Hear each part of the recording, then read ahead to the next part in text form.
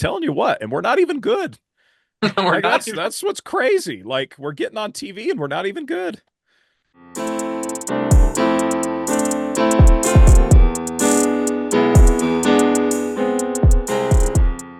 And we welcome you to your week 6 preview of Wilk and Wiss, your bi-weekly breakdown of Utah athletes in the National Football League. And we like to highlight the fans, the big stirred melting pot of fans here in the state. We have a good one today. Cole, before we get to our guest, real quick, we got to give our MVPs from last week because we kind of How dropped did the we ball on that. forget? That's what I want to know. It's because Monday Night Football was so weird, and Maybe it was because we talked about it in our texts on Sunday. Like when Jordan Love threw that that's bomb, you were like, mm-hmm. that might just be my pick right there. Anyway, I'm going Bobby Wagner this week. Jordan Love I was like right it. there for me. Bobby was all over the place, and he's been the leader of a defense that's been surprisingly good. We talk about how good Jaden Daniels has been, and rightfully so. But watch, Dan Quinn's a defensive guy, and he's actually got his defense playing ahead of schedule as well. And Bobby Wagner's a big part of that, bringing in a vet like him. So We're just getting the Seahawks connections in early. That way we can connect to our Seahawks fan that's going to talk. Look, I'm sticking with Jordan Love. What Rashid Shaheed did on one play, splitting the two high safeties and always having that in his bag was fantastic. And so the final stat line looks pretty good with what, four receptions, like 80 some yards and a touchdown. But, when 80% of it comes on just one broken play and then the Saints offense doesn't do anything else, I'll stick with Jordan Love in the win. well, let's bring our guest in. He is known as the Temp, and no, it is not Ryan from Woof. Uh, Ryan started the fire. Kyler Jensen, our guest, Seattle Seahawk fan, freshman at Snow College. How he got the nickname Temp? He was my temp a year ago, my intern, and now does some work for us with TeamHive.live, getting that camera work in, and on top of that, just getting his career underway at Snow College. So, uh, Temp, welcome on into the program, and we're happy to have you on. Yeah, thanks for having me. Happy to be here. Tell us the story, man. How did you become a Seattle Seahawks fan? Everyone has their own story here in Utah about how they became a fan of their certain team, unless maybe it's the Broncos and now the Raiders, with them being so close in Vegas. I think we're going to see a big uptick in Raider fandom across the state. But how did you become a Seahawks fan? Yeah, so it started in second grade. I hadn't really gotten that into sports, but it is the NFL, so it's the biggest, it's kind of inescapable in a way. A lot of my classmates were Broncos fans, and it was the day following that Broncos Seahawks Super Bowl, and everybody in my class was really upset because the Broncos lost. Like that is one of the worst Super Bowls ever in terms of like winning and losing because it was like I think the final score was 43-8. So I became a Seahawks fan to spite my classmates, to make everybody think that I had just had this massive victory when in reality Nah. I had just done it to spite everybody. Also, you're in elementary school. Look, Tanner and I get older and older every single day, but you're in elementary school for that 2013 Super Bowl that I hmm remember, you know, I was already well into college, and that's I was a missionary when that happened. I there you mean, go. yeah, that throws it back. Um, may have told you this story, Temp, but my mission trainer was from Mexico, didn't know a thing about American football, even though he'd been in the States for about 18 months. So he knew I love football and said, "Hey, I got to pick a team now." So we were at a member's house. They pulled up just the 32 logos, and he pointed and picked Seattle. And this is in September. Who goes on to win the Super Bowl? Yep. I Seattle think I Seahawks. remember you telling me that story. Yeah. Uh, Talk about being a Seahawks fan from then on, and it makes some. There were a lot of Utah State connections with those Seahawk teams. You had obviously hmm Bobby Wagner, who's still crushing it, Yeah. and then Robert Turbin was the perfect backup to Marshawn Lynch for a number of years at that running back spot. So the Utah connection for Seattle was really strong there for a while.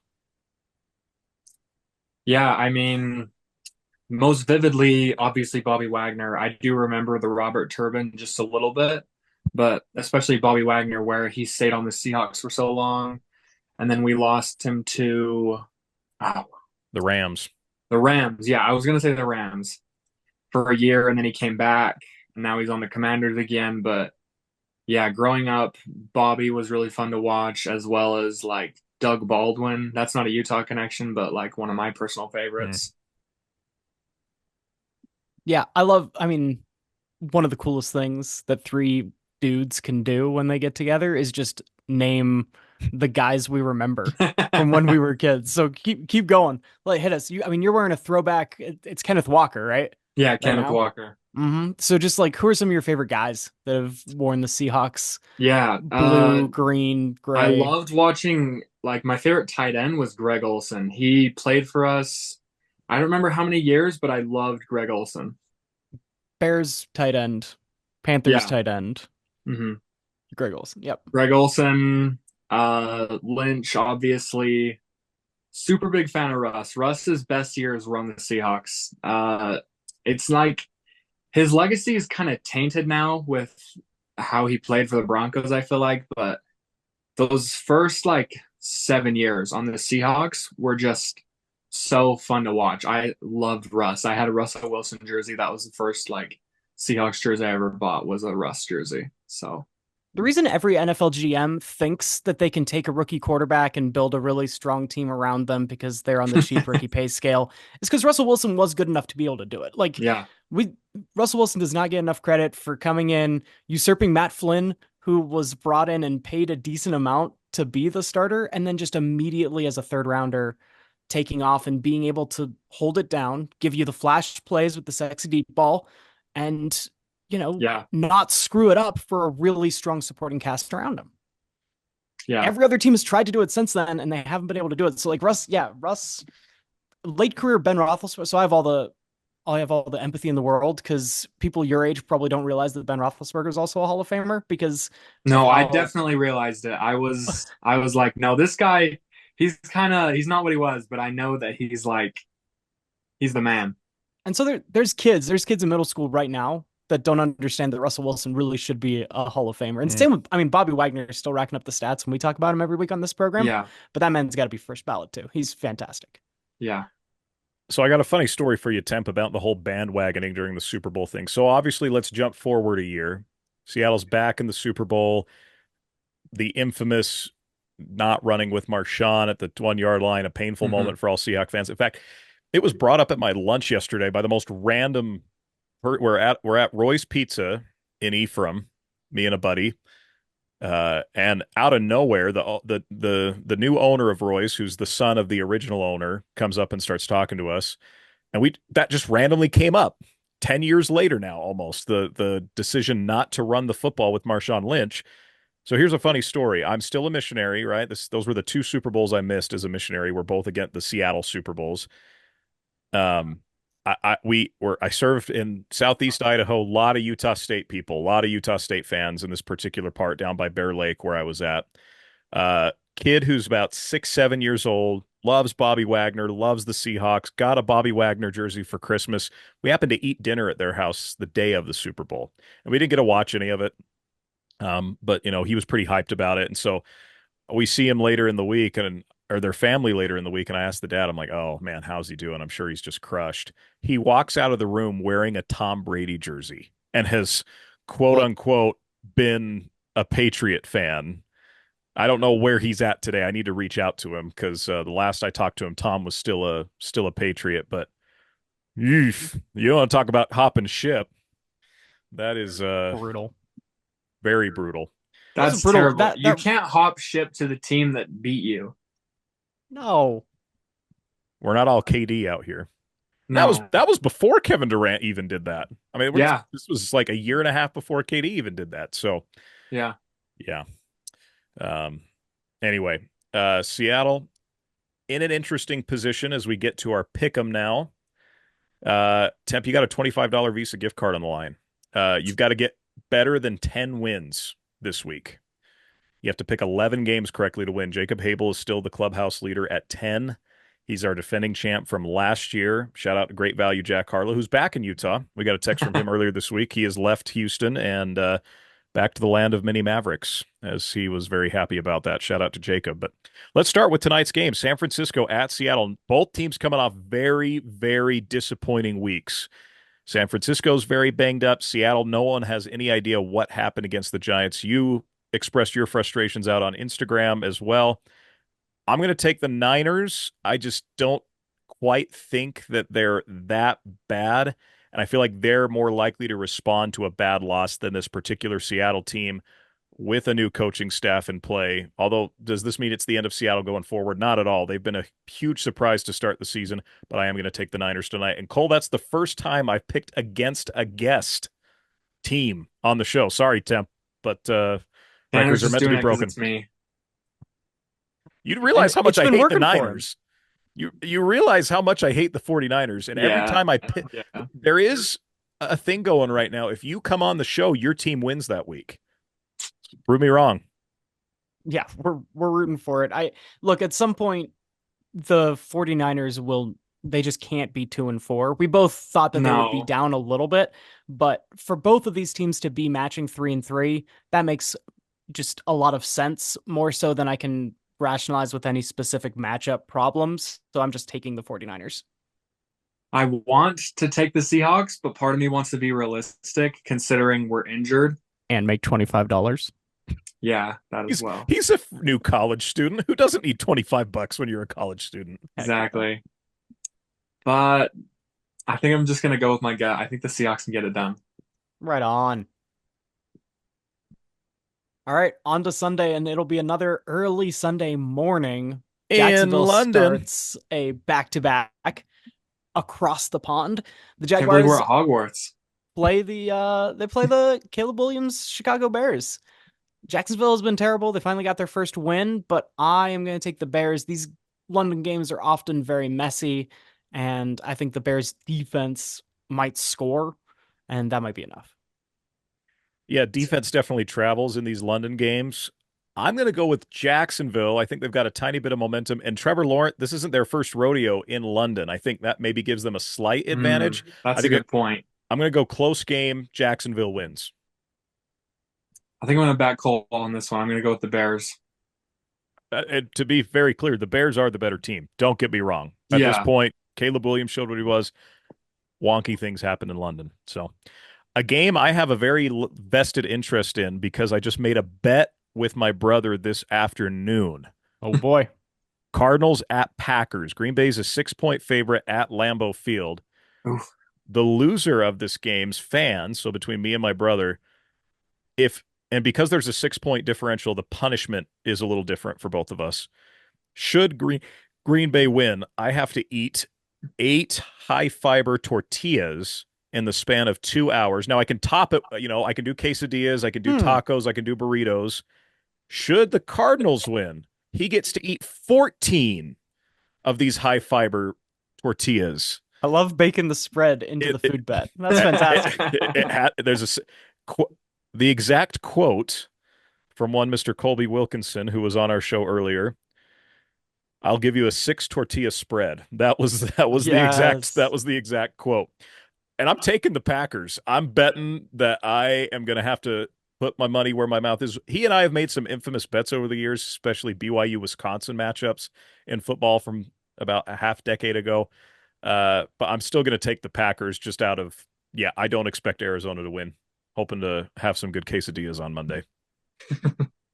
This seems like the time where Green Bay really starts turning it on and showing us what they have. Jordan Love's getting healthier and healthier each week, and so I will take the Packers as well. Yeah, I'd say there's a tiny part that wants to ride that Cardinals victory over the Niners, but I definitely think this is this is the time of the season where Green Bay gets everything in order, and they have already been playing really well. So yeah, I'm also gonna go Green Bay. Tanner, your other brother, his team is facing off against a division rival. It is the Colts versus the Tennessee Titans, and I am going to take the Colts in this one. Yeah, I'm also taking the Colts. I think Anthony Richardson, whether he plays or not, is irrelevant in this game, given how well Joe Flacco has played and just Who how would have bad. thought that would be what we talk about 6 weeks into this season? Joe Uh, Flacco. and how about this? Right as we're talking about it, I get a notification from Sleeper. Anthony Richardson is now upgraded to fully healthy. He will play. Literally, as we talk about it, my That's sleeper. nuts. That's never happened on the Wilk and Wish show. Uh, Breaking news. breaking, yeah, pulling a Schefter here. No, I'm taking Indy. They're just a better football team. Jonathan Taylor should be back too this week. Even though Tennessee's coming off a bye, maybe that makes it a little closer. But No, I like the Colts on the road. Yeah, Jonathan Taylor's what, mid ankle sprain or the lowest of high ankle sprain, whatever they've been calling this. It's still listed just as ankle, and he didn't practice on Wednesday. But again, I'm not sure if it matters because they'll be able to pass rush the heck out of the Titans' offensive line. Temp. So it's what is the match again? It's Colts and who? Titans. Titans. Yeah, definitely Colts. The Titans are a mess with Will Levis. Another Levis meme, please. More Levis memes, Oh my gosh, please. they're so funny. I'm They're so glad I'm amazing. not a Titans fan. Just the Ugh. Second largest spread of the week, and it's for a road team. So that's how you know how bad the Patriots are. They host the Texans. Yeah, Houston, even without Nico Collins, this should be not a big deal whatsoever. Drake May getting the start though. It's too early. They're a couple weeks too early for Drake May. I would have given him at least another week, if not two, before giving him the start. Mm. I'm taking the Texans. Cole.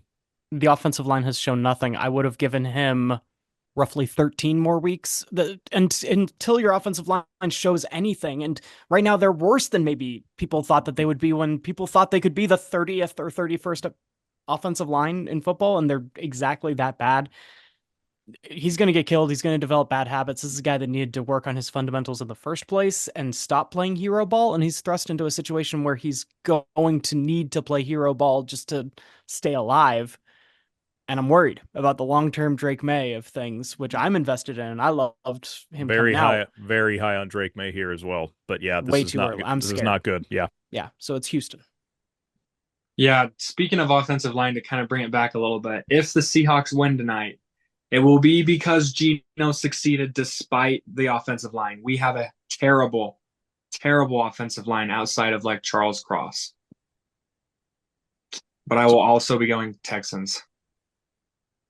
And here's the thing. So let me wind back. I made it sound obvious that I was picking the Texans because I think Drake May's about to get killed. I think May is good enough that he's going to make a couple of those weird hero plays. And so if he starts for the rest of the season, which we're talking, 12 more games or whatever it is, he's going to win a couple of them. We're not just penciling the Patriots in for that first overall. I'm personally not penciling the Patriots in for that first overall pick right now, but it's going to be how he does it. And you look at other quarterbacks that have been failed by their organizations, namely anyone that suited up for the Jets, etc.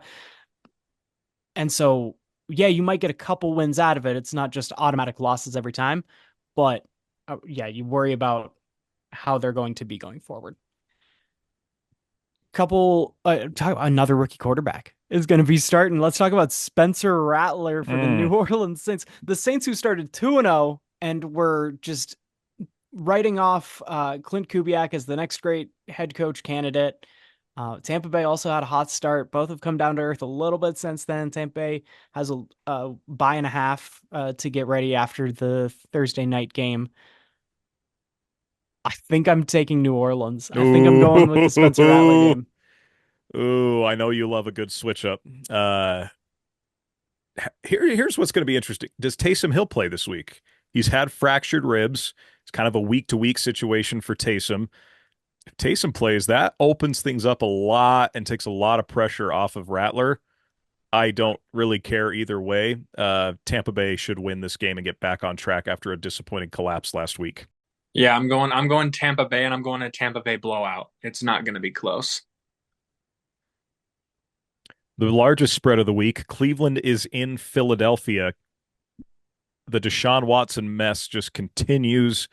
Even though this could not come at a better time for the Eagles, where they've kind of had a rough start to the season. Yes. They're coming off a bye. They're playing the biggest, well, one of two teams that have been in the headlines for all the wrong reasons. This is a perfect time for the Eagles to figure some things out. Their wide receiver core has been so depleted. I don't think it's going to matter with how bad this Browns offense is. It just puts that still very talented, good defense on the field way too much, and Philly's going to expose that. I take the over on 9.5 easy for Philadelphia. Chubb might be kind of back. A.G. Brown definitely will be back. I want to pick Cleveland because I feel like they are going to surprise you. That's what great defense does, is it makes up for it on a couple games that you don't expect. And Philadelphia, the vibes are not good, but I'm there. I think I'm taking Philadelphia. I'm also going to take Philadelphia, but I think the Browns need to bench Watson and put Jameis in. It's not going to be a drastic solution, but I think at this stage he's the better option.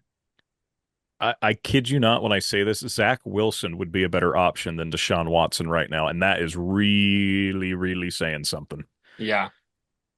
Saw a tweet from ESPN's Ben Solak on Sunday where he said he was confident he could name 100 quarterbacks for either the CFL, NFL, Arena Football League, United Football League, college football that he would rather have right now than Deshaun Watson, being Gee. entirely serious and as like kind of a quarterback charter. And that's his career. Not doing it for the meme. Deshaun Watson's bad. Washington and Baltimore, Battle of the Beltway. Uh, Ooh. and and Jaden Daniels versus Lamar Jackson, two of the most Mm. exciting quarterbacks in the NFL. Washington is still playing higher than we expected. The Baltimore defense is down a little bit because Seattle took away their defensive coordinator and they've been suffering a little bit because of it. I still take Baltimore here because they've got the experience. The Washington train's going to fall off the tracks a little bit at some point, and Baltimore is just a good team. You stole my. I'm a little surprised it's this heavy of a spread, but because it is, that's what's helping me lean towards. Yeah, Baltimore is going to find a way to win this game. At the end of the day, I think this is going to be a big learning moment for Jaden Daniels, being opposite of Lamar Jackson. Really key game this week, but yeah, I'm also going to take Baltimore. I'm gonna take Washington. I'm high on Mm. it now. I think Jaden Daniels. I think it's gonna be super close, but I think Jaden's gonna just barely be able to pull it out. See, and I think the underrated thing here too is the Dan Quinn defense. They get he gets raked over the coals in modern NFL for playing, eight in the box and only having one deep safety, but that kind of game plan works against a Baltimore that just they don't try to push it deep. You don't need to develop your too high stuff against Lamar Jackson. You need to stack the box against Derrick Henry and Lamar Jackson. And so if this goes that way, we'll be praising Dan Quinn 4 days from now or whenever we do our Monday show.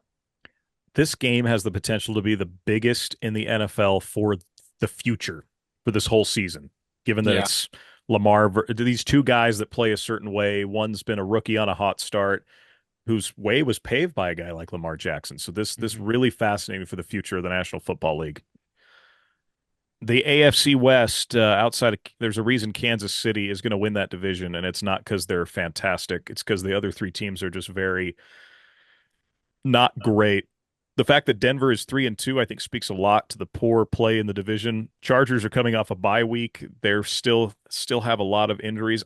I'm going to take Denver simply because they're at home. I just am going with Denver this week. That's just kind of my. I feel like this is a pretty big toss up at this point in the season. The way Jim Harbaugh wants to play football, I think, is going to benefit playing against a rookie quarterback that isn't going to have some explosives. If they are going to grind it out, I think the Chargers come out on top of a low scoring affair. Um, I'm gonna go Chargers. I think Justin Herbert, just based on experience, I think it's gonna be close, but I think him just knowing, having more experience at the position, it's gonna be a Charger win. Steelers, Raiders, staying in the AFC West for a moment for the Raiders, the bottom team in the division after losing to Denver last week. Look, if Pittsburgh had come out with just grinding it out on Sunday night and being able to beat the Dallas Cowboys and came into this game with only one loss or, miraculously undefeated or whatever that they were looking, I would have said that this is the time that Tomlin team is going to collapse and lose to a team that you really shouldn't. But now that you've gotten a couple of those dumb losses out of the way, you've got, you know, a mediocre schedule going forward. It's Aiden O'Connell. I feel comfortable taking the Steelers. My mind's telling me Pittsburgh that TJ Watt is about to have a career game, but I have learned to listen to my gut, and my gut is telling me that the Raiders, with this quarterback change, are somehow going to pull this off this week. Yeah. Again, everything you said, Cole. Had they beaten Dallas, this would have been an easy. Yeah, Vegas is this is the time. Vegas. I'm just taking Vegas out of sheer gut. This is my upset pick of the week. Who did they name as the starter for the Raiders again? Who was that? His Aiden name's Aiden O'Connell. O'Connell. Aiden O'Connell. Started a few games last year at the very end of the year. Yeah, I remember Played that. at Purdue. Think so. I'm gonna go just barely Raiders. Raiders, yeah. Mm. AOC coming out on top in Las Vegas. Hmm. Oh man. We got Detroit at Dallas, a big NFC matchup here. This just seems like a game Dallas is going to win for some odd reason. I'm going to take the Cowboys, I think, in a very close game, but in a little bit higher scoring than what we saw a week ago between them and Pittsburgh. Like it seems like when Dak has one of those rough games, but then they get a win, he comes back firing the next week. Whether that's good or bad, I think this week it might just benefit them enough to get the win. This is another one that I had a tough time deciding, but I'm going to go with Dallas. 5 weeks in now, working on to see week 6, we still don't have a real good feel for who the dominant team in the NFC is, right? The Vikings are undefeated and they've beaten some theoretically good teams, but it's still the Vikings and it's still Sam Darnold. And then you got the Commanders who have the second best record, but it's Jaden Daniels, but it's Cliff and Dan Quinn and guys like these also rans, retreads. And so, in order for Detroit to really start to separate themselves from a massive middle pack in the NFC, I think they need to start winning games like this. And so, I'm going to pick Detroit. I'm gonna go Detroit. I think the Cowboys are at a point in their franchise where they need to blow some things up. They've done this Dak thing for far too long, and it's yielded far too little results. That needs to be done, in my opinion. And I think, yeah, Dallas is not winning this week. Like bold. Atlanta coming off an emotional Thursday night, get a couple extra days of rest for Kirko's arm after throwing for 500 yards. And look, they've got a whole extra week of rest here because it's the Carolina Panthers. I'm taking Atlanta. Atlanta, period. There's really no defending the Panthers in this. It's Atlanta. Sunday night football, which oddly enough is not a great matchup given their records for a Sunday night game, but it's the Cincinnati Bengals at the New York Giants. Oh, the Bengals, what a collapse it was a week ago. I'd be stunned if they collapsed again against the Giants, and we are into October. So I'm simply going to take Cincinnati, even though I feel like the Giants got their good game out last week. Had the Giants been struggling, I feel like this would have maybe made more sense to pick them. I don't see New York playing that well back to back weeks. We're out of September. Cincinnati's ready to start turning it on, and they've gotten out of September with everyone else in the AFC also having weird, dumb losses too, right? We've got a couple established teams at the top that we expect, unlike the NFC where we still don't know what's going on there. The middle class of the AFC is very shallow, right? It's a couple great teams and a couple really trash teams. And then Cincinnati's ready to just move right up in there, despite a terrible record right now. It's easy to expect this team to be a 6 or a 7 seed and still make the playoffs. And I think it has to start with a couple wins, and it's going to be one this week on primetime. Yeah, I don't think Cincinnati's going to turn it on. At least not this week. It's just I hate that that's something that is said for the Bengals every year that they just get to have this crappy start and then just oh, when we find our footing, it's like they suddenly care now. I don't know. I think I'm going Giants on this one. I think they're just going to take that Seahawks win momentum, sadly. Don't even talk to me about that block. That was infuriating. But I think the Giants are going to take it on Sunday night. Look, I agree with you. I wish that September football mattered and that Cincinnati couldn't just do this every year, but they have Joe Burrow and Jamar Chase and T. Higgins and Fair. everyone that they've always had, and it feels like it will happen. Monday Night Football, final game of the week, and it's a division matchup, and it is the Jeff Ulbrich New York Jets with Todd Downing calling plays against the Buffalo Bills. I'm all for one for taking the interim coach in his first game, but I'm ready for the Bills to win by 40. This is exciting me. I've gone back and forth on this one a lot too, simply because of that, right? We see these interim coaches come in. I feel like this is a little different though, because I don't think the players wanted Robert Saleh gone. Saw a quote from Sauce Gardner today about how much he meant to him. Aaron Rodgers has obviously come out and said very Aaron Rodgers things about how he was not involved in the firing. I'm going to take the Jets. I feel like if they're going to do it one time this year, they're going to do it for their head coach. Buffalo's still got some injuries that they're dealing with. James Cook has been a little bit banged up. Josh Allen didn't look great a week ago, and I feel like Josh does this where it's a 3-game stretch of brilliance and then a 3-game stretch of meh. I think he's still kind of in that meh, so I'm going to go with the Jets in a close game this week. Yeah, I think the Jets are just barely going to be able to find it. It's going to be close. I think the Jets, they've been struggling to find the end zone lately, especially with that Broncos game a week or so ago. But I think this is their time. I think they're going to figure it out this week, and it's going to be a Monday night win for the Jets. Here's the thing. Normally, yeah, you pick the change, but nothing has actually changed. You get rid of Sala, but Ulbrich was already there and calling, and very integrated into the defense, and he was on, head coaching short list, and he's a good guy himself. You make the change on offense, but Aaron Rodgers is still going to do his stuff. And so if anything, there might be more contention there, like we saw in the early days of Rodgers and LaFleur, where, early in the season, things wouldn't go well until they found whatever their footing was going to be. This has a recipe for disaster. But nothing has changed. And if it did, it might have changed for the worse. Mm. It's going to come down to that offense. I think the defense plays really hard. Can Aaron Rodgers keep up with Josh Allen? Yeah. Still sticking with the Jets, by the way. I'm not trying to flip the script, but I didn't convince that is you big. With my passionate plea about why the Jets are not going to win another game this season. You might have convinced me, just not enough to I'm just not a flopper. I'm still going with my gut, is what I'm trying to get. Well, Temp, it was great to have you on, man. Good luck.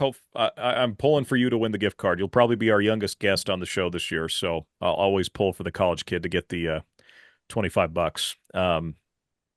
Appreciate you having you on, though, brother, and good luck tonight with Seattle and San Francisco. Yeah, thanks for having me on. It was a great time. Cole, my friend, enjoy your weekend. Enjoy your Friday off. Hope you and the wife have a nice little date night. And then I'm busy. I got football tonight, football tomorrow, BYU football Saturday afternoon. So a couple NFL games on Sunday. A plethora. By the way, Cardinals are on TV again in Utah, back-to-back weeks. In a good place. I'm telling you what, and we're not even good.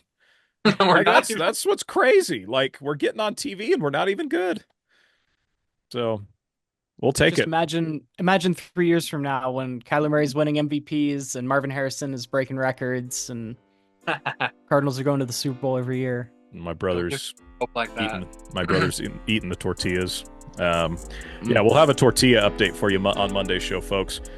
He's Cole Wissinger. I'm Tanner Wilkinson. Big thanks again to Kyler, the Temp Jensen, for joining us here today on Wilk and Wiss, your bi-weekly update for the National Football League, the Utah athletes that play in it, and you, the fan, as well.